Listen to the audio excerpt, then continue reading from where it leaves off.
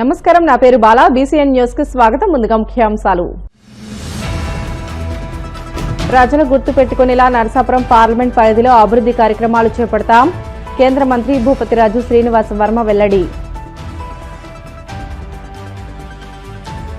మద్యం కుంభకోణం కేసులో చట్టం తన పని తాను చేసుకుపోతుందన్న హోంమంత్రి అనిత. విచారణలో దొరికిన వాళ్లను రిమాండ్కు తరలిస్తున్నట్లు వెల్లడి. ఎరువుల కొరతను పరిష్కరించడంలో కూటమి ప్రభుత్వం ఘోరంగా విఫలమైంది.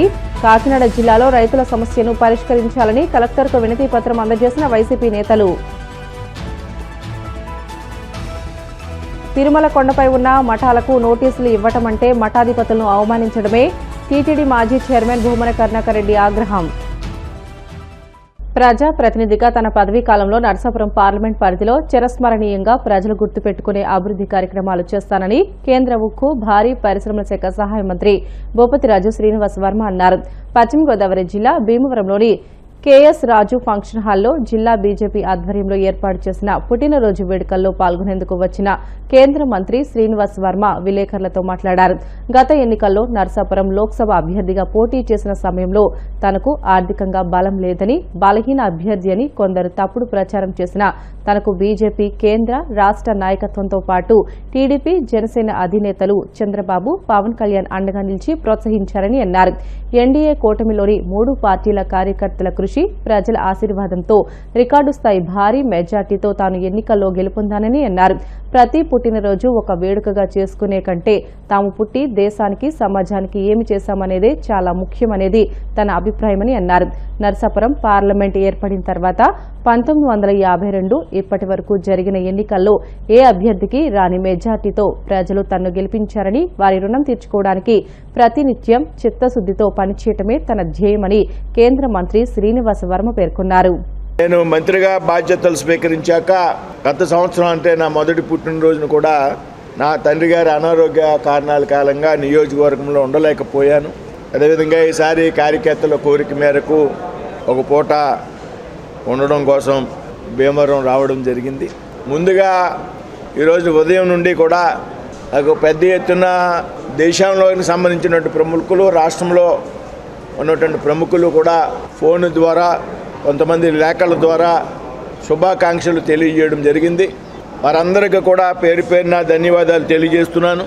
ముఖ్యంగా మా ప్రీతమ నాయకుడు భారత ప్రధాని శ్రీ నరేంద్ర మోడీ గారు మొన్ననే లేఖ ద్వారా అభినందనలు తెలియజేయడం, ఈ ఉదయమే స్వయంగా ఫోన్ చేసి 7 గంటలకు శుభాకాంక్షలు తెలియజేయడం నాకు చాలా సంతోషాన్ని, ఉత్సాహాన్ని ఇచ్చింది అనేటువంటి విషయాన్ని ఈ సందర్భంగా ప్రస్తావిస్తున్నాను. అదేవిధంగా అమిత్ షా గారు, రాజ్నాథ్ సింగ్ గారు, నడ్డా గారు, ఐష్ణవి వైష్ణవ్ గారు, కుమారస్వామి గారు, గజేంద్ర సింగ్ షెకావత్ గారు, నిర్మలా సీతారామన్ గారు, అదేవిధంగా ఆంధ్రప్రదేశ్ రాష్ట్ర ముఖ్యమంత్రి చంద్రబాబు నాయుడు గారు, ఉప ముఖ్యమంత్రి పవన్ కళ్యాణ్ గారు, అలాగే కేంద్రం నుండి అనేక మంది మంత్రులు, సహాయ మంత్రులు, అదేవిధంగా తెలంగాణ ముఖ్యమంత్రి రేవంత్ రెడ్డి గారు, నా మిత్రులు కేంద్ర మంత్రి కిషన్ రెడ్డి గారు, అనేక రాష్ట్రాలకు సంబంధించినటువంటి గవర్నర్లు స్వయంగా ఫోన్ కాల్స్ ద్వారా, లేఖల ద్వారా అభినందనలు తెలియజేయడం జరిగింది. వారందరికీ కూడా పేరు పేరున ధన్యవాదాలు తెలియజేస్తున్నా. ముఖ్యంగా ఈ పుట్టినరోజు నాడు పుట్టినరోజు వేడుకని చేసుకోవడం కాదనేటువంటి విషయం నేను నమ్ముతా. ప్రతి పుట్టినరోజు నాడు కూడా మనం పుట్టి ఏం సాధించాం, దేశానికి ఏమి ఇచ్చాం, సమాజానికి ఏమి ఇచ్చాం, మన చుట్టూ ఉన్నటువంటి ప్రాంతంలో ప్రజలకు ఏ రకమైనటువంటి మనం సేవ చేయగలం అనేటువంటి ఒక బాధ్యత గురించి మాత్రమే నేను ఈరోజు ఆలోచన చేస్తాను. నా బాధ్యతను గుర్తు చేసుకోవడానికి మాత్రమే ఈ పుట్టినరోజుని నేను ఉపయోగించుకుంటాను. ఈసారి మంత్రిగా ఉన్నాను, 2వ సంవత్సరం ఇది. నన్ను పెద్ద ఎత్తున గెలిపించినటువంటి ప్రజల రుణం ఏ విధంగా తీర్చుకోవాలనేటువంటి విషయాల మీదే నేను ఆలోచన చేస్తూ ఉన్నాను. నరసాపురం పార్లమెంట్ నియోజకవర్గంలో 1952లో జరిగినటువంటి తొలి ఎన్నికల నాటి నుండి కూడా ఈనాటి వరకు ఎవరికి రానటువంటి ఒక పెద్ద మెజార్టీతో నన్ను గెలిపించినటువంటి నర్సాపూర్ పార్లమెంట్ ప్రజలకి వారి రుణం ఏ రకంగా తీర్చుకోవాలనేటువంటి విషయం మీద నిత్యం పనిచేస్తూనే ఉంటాననేటువంటి విషయాన్ని ఈ పుట్టినరోజు సందర్భంగా స్పష్టం చేస్తూ ఉన్నాను. నన్ను పార్టీ నాయకత్వం ప్రోత్సహించినటువంటి విధానం, నా పార్టీ కేంద్ర నాయకత్వం నడ్డా గారు, అమిత్ షా గారు, నరేంద్ర మోడీ గారు, రాష్ట్రంలో ఉన్నటువంటి నాయకత్వం నన్ను ప్రోత్సహించి నన్ను అభ్యర్థిగా నిలబెట్టినప్పుడు, కూటమి అభ్యర్థిగా కూటమిలో భాగస్వాములుగా ఉన్నటువంటి తెలుగుదేశం జనసేన అధినేతలు చంద్రబాబు నాయుడు గారు, పవన్ కళ్యాణ్ గారు నన్ను ప్రోత్సహించినటువంటి విధానం మీ అందరికీ కూడా తెలుసు. అనేక అపోహలు, అవాకులు చవాకులు, వర్మగారి దగ్గర ఎలక్షన్కి సరిపడా డబ్బు లేదు అని పెద్ద ఎత్తున ప్రచారం జరిగినప్పటికీ కూడా ఒక సుశిక్షితమైనటువంటి కార్యకర్తగా 35 సంవత్సరాల పాటు రాజకీయాల్లో పనిచేసినటువంటి కార్యకర్తగా గతంలో ఇక్కడ 2 సార్లు భారతీయ జనతా పార్టీ పార్లమెంటు సభ్యులను గెలిపించడంలో కీలకమైనటువంటి భూమిక పోషించినటువంటి వ్యక్తిగా, ఆ సమయంలో జిల్లా అధ్యక్షుడిగా ఉన్నటువంటి వ్యక్తిగా నేను అన్ని అంగులు సమకూర్చుకుని 7 అసెంబ్లీలో శాసనసభ అభ్యర్థులు ఎవరైతే ఉన్నారో నా మిత్రులు, వ్యక్తిగతంగా అందరూ స్నేహితులు, వారి యొక్క సహకారంతో నర్సాపూర్ పార్లమెంట్ చరిత్రలో లేనటువంటి, గతంలో లేనటువంటి మెజార్టీతో గెలిపింది అనేటువంటి విషయాన్ని సందర్భంగా స్పష్టం చేస్తూ, ఆ రోజు నుండి ఈ రోజు వరకు కూడా నన్ను గెలిపించినటువంటి నియోజకవర్గ ప్రజలకు ఏ విధంగా సేవ చేయాలి, ఏ విధంగా ఈ ప్రాంతాన్ని అభివృద్ధి చేయాలనేటువంటి ఆలోచనతోనే ముందుకు వెళ్తున్నాననేటువంటి విషయాన్ని సందర్భంగా స్పష్టం చేస్తున్నాను. ఈవేళ నా పుట్టినరోజు నాడు నేను ఈవేళ సగర్వంగా ప్రకటిస్తూ ఉన్నా, నర్సాపూర్ ప్రజలకు అంకితం చేస్తూ ఉన్నా.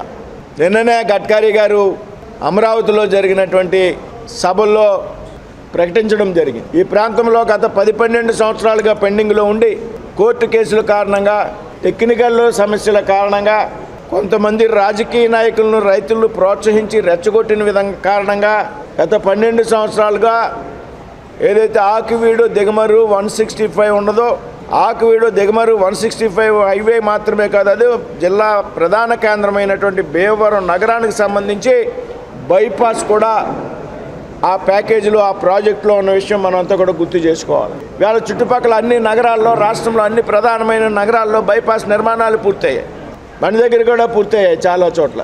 కానీ దురదృష్టవశాత్తు భీమవరంలో నేను ఇందాక చెప్పినటువంటి కారణాలు అయితే ఉన్నాయో, ఆ కారణాల కారణంగా బైపాస్ నిర్మాణం భీమవరం పట్టణ ప్రజలకు కానీ, నియోజకవర్గ ప్రజలకు కానీ ఒక తీరని కలగా మిగిలిపోయింది అనేటువంటి విషయం ఈ సందర్భంగా మీరందరూ కూడా గుర్తు చేసుకోవాలి.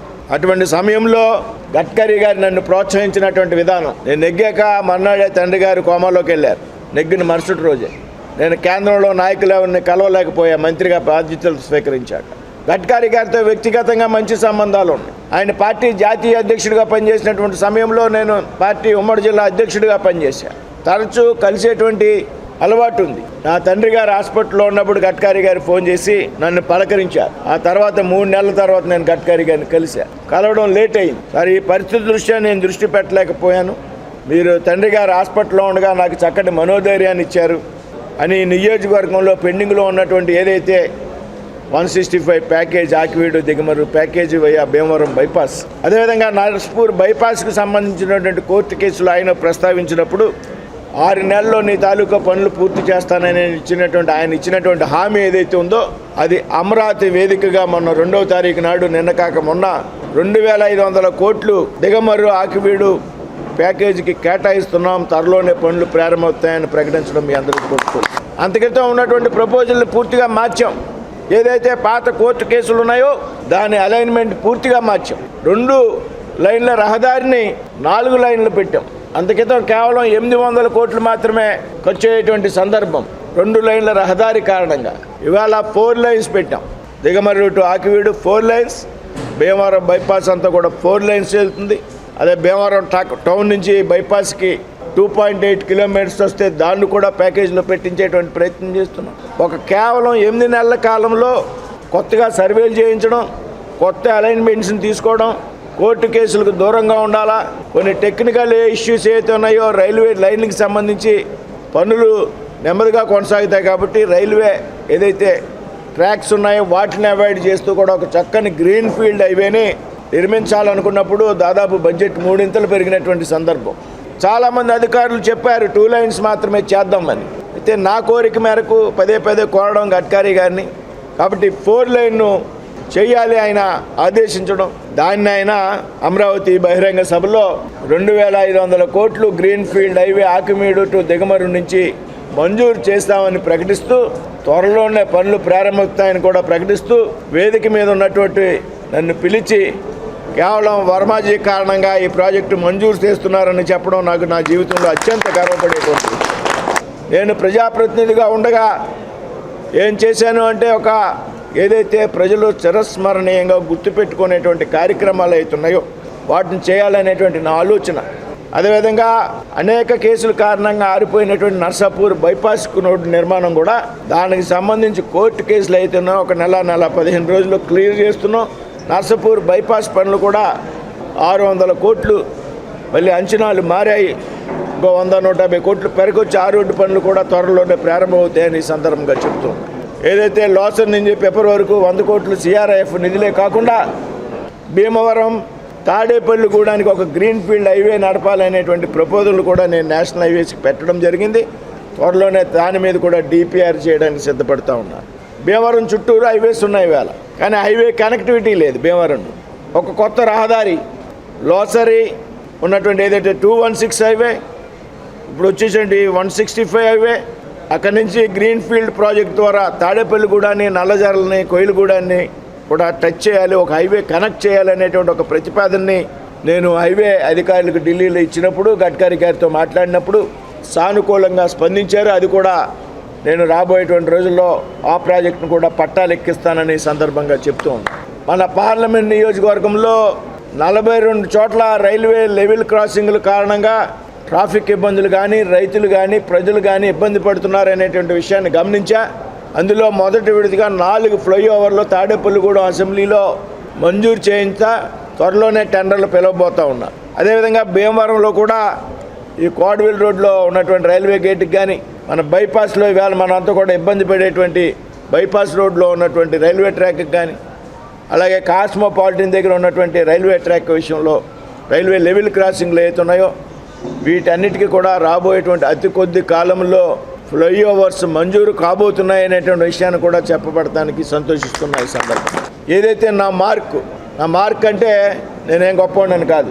రాజకీయాల్లో ప్రజల ఇబ్బందులు తెలిసినటువంటి వ్యక్తి, కింద స్థాయిలతో ప్రజలతో కలిసి మమేకమై కలిసి పనిచేసినటువంటి వ్యక్తి, కార్యకర్తలతో కలిసి పనిచేసినటువంటి వ్యక్తి, స్థానిక సంస్థల నుంచి రాజకీయాల్లో అనుభవం ఉన్నటువంటి వ్యక్తి, ఢిల్లీ స్థాయిలో ప్రజాప్రతినిధిగా ఎన్నికైతే ప్రజల గురించి ఏ విధంగా ఆలోచన చేస్తాడు, సమస్యల పరిష్కారం కోసం ఏ విధంగా ప్రయత్నం చేస్తామో అనేటువంటి విషయాన్ని భవిష్యత్తులో నిరూపిస్తానని సందర్భంగా నేను తెలియజేస్తున్నా. ఈవేళ నేను పదవిలో ఉండడానికి ముఖ్యమైనటువంటి కార్యకర్తలు, భారతీయ జనతా పార్టీ కార్యకర్తలు అనేక సంవత్సరాలుగా 30-35 సంవత్సరాలుగా 40 సంవత్సరాలుగా నాతో పాటు కలిసి పనిచేసినటువంటి కార్యకర్తలు, అదేవిధంగా కూటమిలో ముఖ్యమైనటువంటి పార్టీలు అయినటువంటి తెలుగుదేశం పార్టీ కార్యకర్తలు, అదేవిధంగా జన సైనికులు, ఈ 3 పార్టీల కార్యకర్తలు ఎవరుతున్నారో ఆ కార్యకర్తలకు, ఆ పార్టీ నాయకులకి అందరికీ కూడా పేరు పేరున ధన్యవాదాలు తెలియజేస్తున్నాయి. ఈ సందర్భంగా నాకు వచ్చినటువంటి కేంద్ర మంత్రి పదవి ఏదైతే ఉందో ఇది నాది కాదు అనేటువంటి విషయాన్ని ఈ సందర్భంగా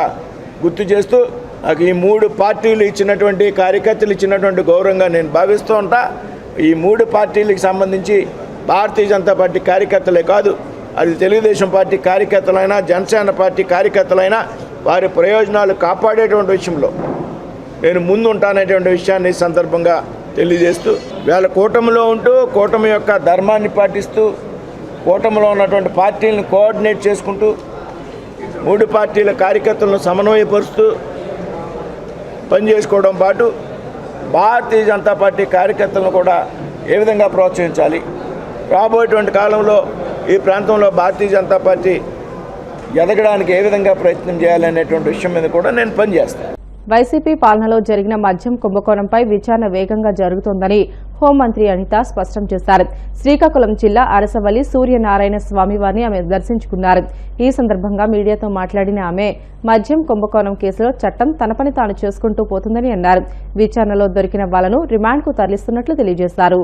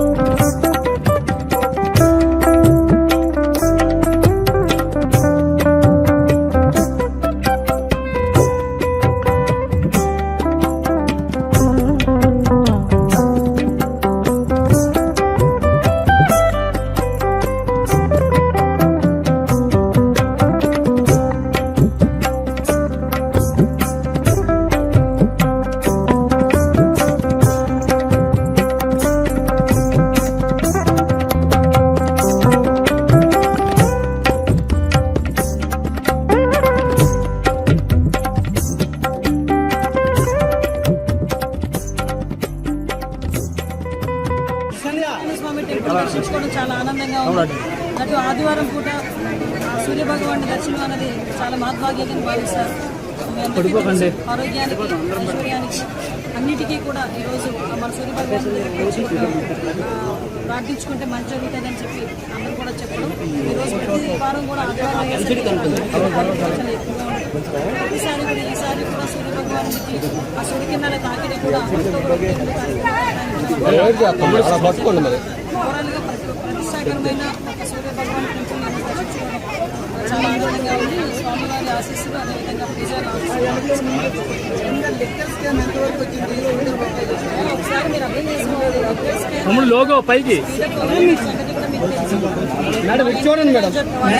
వాళ్ళ ఎంక్వైరీ వాళ్ళు చేస్తున్నారు. ఎంక్వైరీలో పట్టుకున్న వాళ్ళని కూడా రిమాండ్లు పెడుతున్నారు. మా చట్టం తన పని తను చేసుకెళ్ళిపోతుంది. ప్రత్యేకంగా మీ అందరికీ కూడా చెప్తున్నా, నేను ఈరోజు ప్రత్యేకంగా భగవంతుని దర్శనం గురించి బిడ్డల షార్ట్ బ్రేక్ తీసుకుందాం. Stay with us.